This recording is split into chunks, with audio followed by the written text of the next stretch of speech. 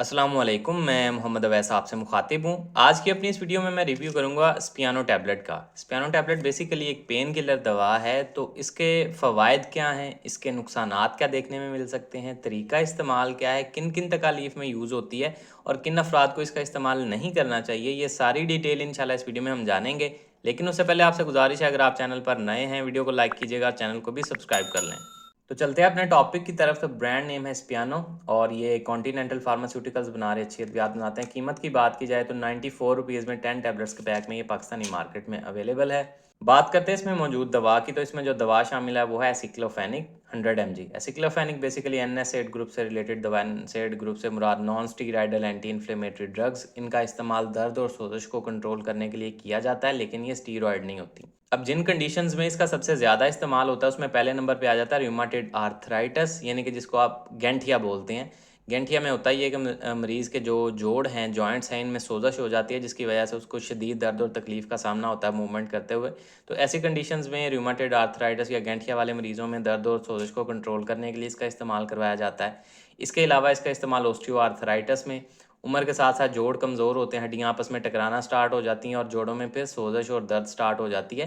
ख़ास तौर पे बुज़ुर्ग हज़रात में घुटनों के जो जॉइंट्स हैं ये ज़्यादा मुतासर होते हैं, तो उनमें भी इसका इस्तेमाल करवाया जाता है ऑस्टियोआर्थराइटिस की दर्दों और सोजशों को कम करने या कंट्रोल करने के लिए। इसके अलावा इसका इस्तेमाल मुख्तलिफ जॉइंट पेन्स में किया जा सकता है। अगर आपका कोई जोड़ मुतासर है किसी ट्रॉमा इंजरी की वजह से या किसी तकलीफ़ की वजह से आपके जोड़ में कोई सोजश हो गई है, तो उसमें भी दर्द और सोजश को कंट्रोल करने के लिए इसका इस्तेमाल करवाया जाता है। इसके अलावा बैक एक में, यानी कि कमर के दर्द में भी इसका इस्तेमाल करवाया जाता है। स्पेशली स्पाइन का जो मोरों का इशू होता है ना, एनकालोसिंग स्पॉन्डिलाइटिस हो गया या सर्वाइकल स्पॉन्डिलाइटिस हो गया, इसमें भी मोरे कमज़ोर हो जाते हैं। आम अल्फाज में यही समझ लें कि मोरे कमज़ोर हो जाते हैं और उसकी वजह से आपको सोजश और दर्द तकलीफ़ होना स्टार्ट हो जाती है, तो उनमें भी इसका इस्तेमाल करवाया जाता है दर्द और सोजश को कंट्रोल करने के लिए। इसके अलावा पोस्ट ट्रॉमेटिक पेन, अगर आपको कोई इंजरी ट्रॉमा वगैरह हो गया, उसके बाद आपको दर्द और सोजश है किसी जगह पे, तो उसमें भी आप इसका दर्द और सोजश को कंट्रोल करने के लिए इस्तेमाल कर सकते हैं। इसके अलावा डेंटल पेन में भी बाज़ औक़ात दाढ़ या दाँत के दर्द में भी इसका इस्तेमाल डॉक्टर्स करवा सकते हैं। इसके अलावा ख़वातीन में भी कुछ ज़नाना दर्दों के मसाइल में भी डॉक्टर्स इसका इस्तेमाल करवा सकती हैं। अब बात कर लेते हैं इसके नुकसानात की। तो नुकसानात में स्टमक अपसेट हो सकता है, मैदे में दर्द हो सकता है, मैदे में अल्सर हो सकता है, आंत में कोई अल्सर या दर्द की शिकायत हो सकती है, पेट में दर्द हो सकती है, उल्टी मतली की कैफियत हो सकती है। इसके अलावा आपको तेज़ाबियत या अल्सर की शिकायत भी देखने में मिल सकती है, ब्लड प्रेशर भी बढ़ सकता है। तो इस तरह के आपको नुकसानात इसके देखने में मिल सकते हैं और अगर आप इससे एलर्जिक हों तो कोई एलर्जिक रिएक्शन भी देखने में मिल सकता है। अब बात कर लेते हैं इसके तरीका इस्तेमाल या डोजेज के बारे में, लेकिन उससे पहले किन अफराद को इसका इस्तेमाल नहीं करना वो गौर से सुन लें।